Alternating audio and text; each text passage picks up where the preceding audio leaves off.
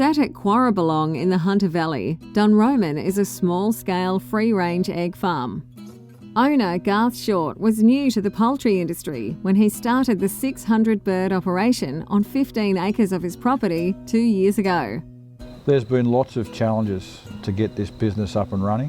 When we first started, I realised I didn't know enough about what I was getting into, and I had to try and find some information or some people that could assist me to get going. There was an advertisement from the local land services about a workshop for pest control, and one of the things that we were having problems from day one was fox attack. So I registered to go along to that workshop, and it was one of the best things we've done. The workshop became a turning point for Garth, putting him in direct contact with local land services officers. So after first meeting Garth, he invited local land services to come out and have a look at his property to discuss property management and in particular control of foxes.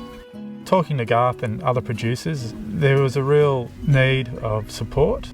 Trying to find relevant information with regards to the type of free-range farming we're doing, it becomes overwhelming. There is so much information for the large producers, but that's not always relevant, those practices, to what we're trying to do. We made a lot of mistakes, some of them costly, by trying to make a system that works in one area, but trying to implement that into our area.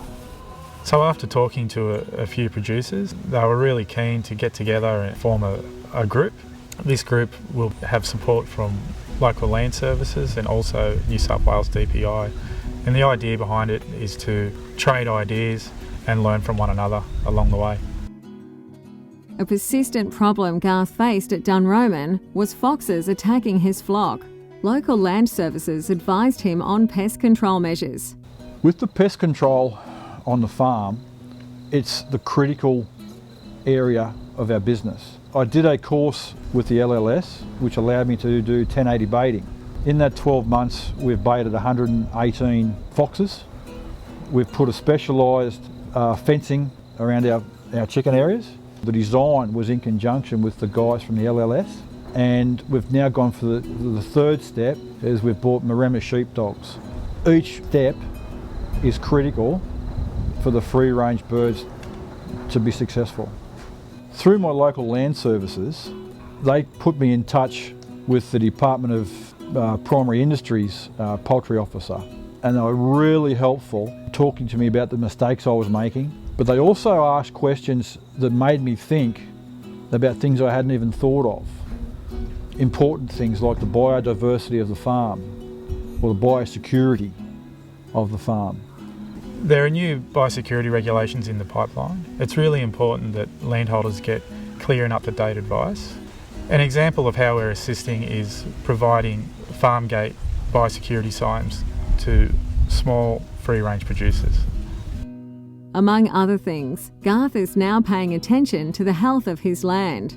It's important for Garth to run a sustainable business. He wants to look after his natural resources. Ways he's doing this is by having a rotational hen house. This helps with maintaining good ground cover and soil health. Garth regularly will follow up with soil testing and is looking to put trees on the ground to provide shelter and shade to keep his hens happy and more productive.